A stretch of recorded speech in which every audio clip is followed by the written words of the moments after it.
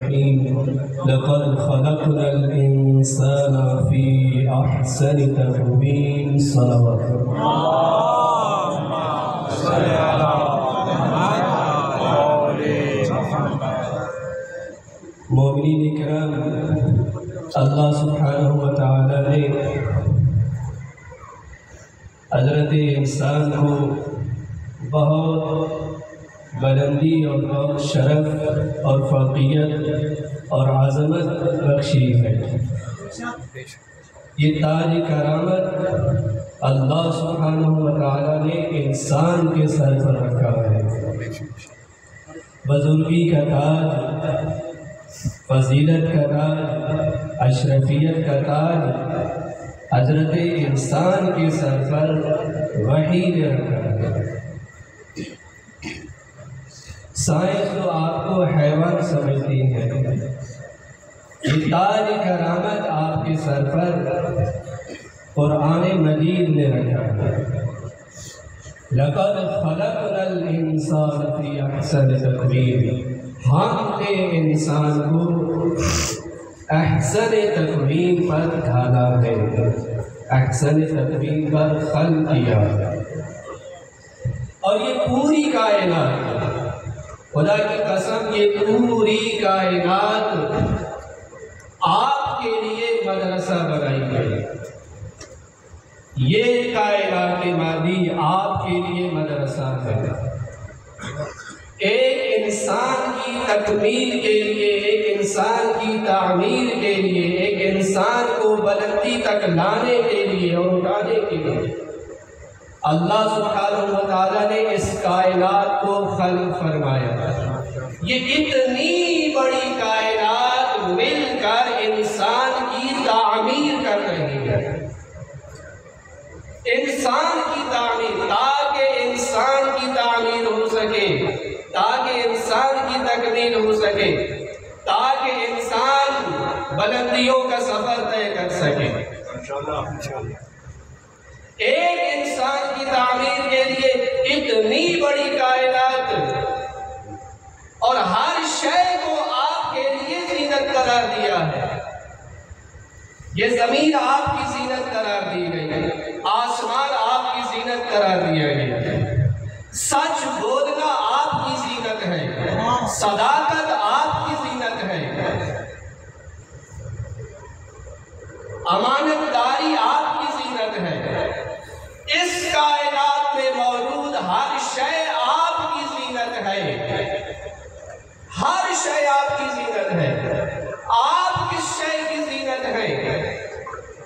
آپ کے نفس کی قیمت کیا ہے؟ آپ کے نفس کی قیمت کا اندازہ کون کر سکتا ہے؟ خدا کی قسم، یہ کائنات آپ کے نفس کی قیمت نہیں بن سکتی، یہ کائنات آپ کے نفس کی قیمت نہیں ہے، جنت بھی آپ کے نفس کی قیمت نہیں ہے۔ آپ کے نفس کی قیمت صرف اور صرف مرضات الہیہ،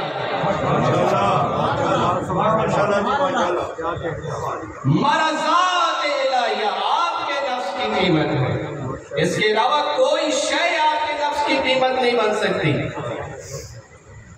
آپ مخلوق ہیں، جنت بھی مخلوق ہے، اس لیے آپ کو جنت کی آرزو نہیں ہونی چاہیے، خالق جنت کی آرزو ہونی چاہیے۔ سبحان اللہ، سبحان اللہ، کیا بات ہے، کیا بات ہے۔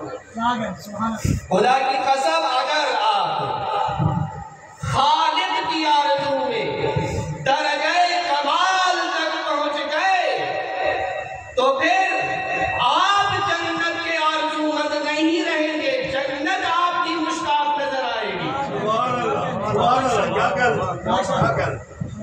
اس لیے جنت کی آرزو نہیں، خالق جنت کی آرزو ہونی چاہیے۔ ماشاءاللہ، ماشاءاللہ۔ وہ خالق آپ سے کس قدر قریب ہے، وہ کتنا قریب ہے آپ سے، شہرگ حیات سے زیادہ قریب ہے، شہرگ حیات سے زیادہ قریب ہے۔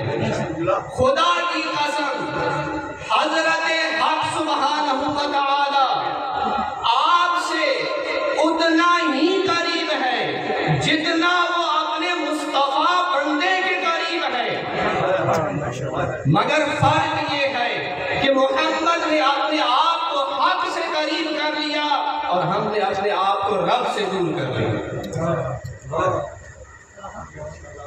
ہم حضرت حق سبحانہ و تعالیٰ سے دور ہوتے جا رہے ہیں۔ یہ شرف قربت کا شرف ہے۔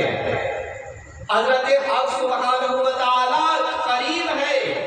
نیت کیا کرتے ہیں نماز کی؟ 2 رکعت نماز کی نیت کیا ہے؟ 2 رکعت نماز پڑھتا ہوں کس لیے؟ تاکہ قربت نصیب ہو جائے، جبکہ وہ شرح حیات سے زیادہ قریب ہے۔ اس کے باوجود 2 رکعت کی نماز پڑھ کر ہم حضرت حق سبحانہ و تعالیٰ کے قریب ہونا چاہتے ہیں، تاکہ یہ میرا بندہ میرے قریب ہو جائے، جبکہ وہ قریب ہے۔ پھر یہ قربت کیا ہے؟ دوری کہاں پر ہے؟ دوری ہماری طرف سے، ہماری جانب سے دوری ہے، اس کی طرف سے دوری نہیں ہے۔ وہ تو ہماری شرح حیات سے زیادہ قریب ہے۔ یہ 2 رکعت کی نماز ادا کرو، روزہ رکھو، حج کرو، زکوٰۃ ادا کرو، اس لیے تاکہ میرے قریب ہو سکو، تاکہ میری قربت تمہیں حاصل ہو سکے۔ خدا کی قسم میرے پاس وقت نہیں ہے، مجھے 5 منٹ کا ٹائم دیا گیا۔ ایک صلوات پڑھ کے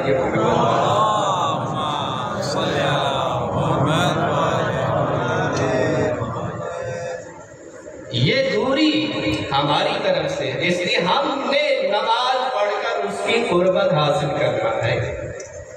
روزہ اس لیے رکھتے ہیں تاکہ حق کے قریب ہو سکے، تاکہ رب کی قربت پیدا ہو سکے۔ اس لیے یہ پوری کائنات آپ کے لیے مدرسہ بنایا گیا، انسان کی تعمیر کے لیے، انسان کی تکمیل کے لیے اللہ نے اتنی بڑی کائنات خلق فرمائی، اور انسان کو بلندی تک لانے کے لیے تمام وسائل عطا فرمائے، تمام وسیلے مہیا فرمائے، اور اٹھانے والے بھی، بلندیوں تک لانے والے بھی وہ حضرات بھیجے جن کا نام ہی علی ہے۔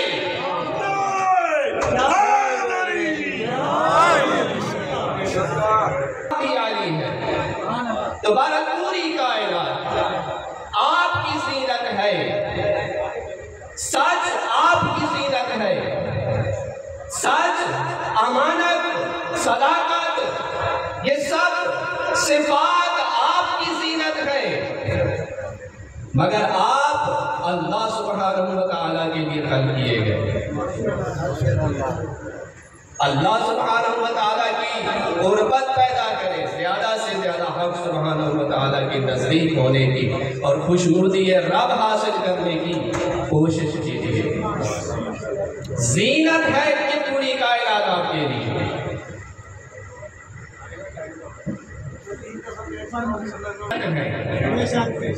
علی سچ کی زینت ہے، علی امانت داری کی زینت ہے، علی امانت داری کی زینت ہے، مگر علی کی ایک زینت ہے جس کا نام ہے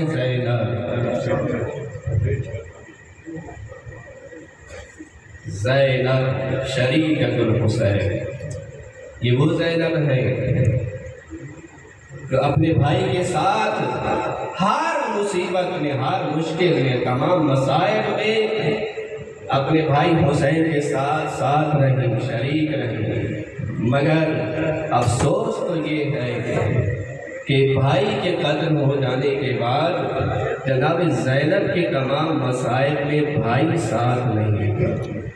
اِنَّا لِلَّهِ وَإِنَّا إِلَيْهِ رَاجِعُونَ۔